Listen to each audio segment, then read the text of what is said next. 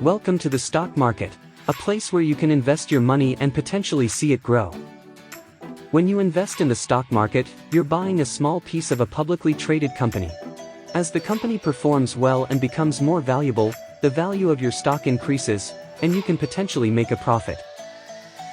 But it's important to remember that the stock market can be volatile and the value of your stock can also decrease.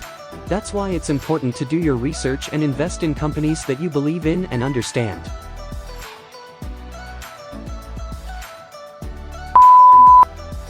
You can invest in the stock market through a brokerage account, which allows you to buy and sell stocks online. And with online platforms, it's easy to get started with as little as a few $100s.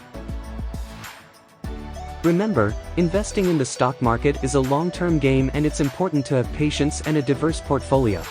And always consult with a financial advisor before making any investment decisions. Don't forget to subscribe for more informative content about stock market and investing.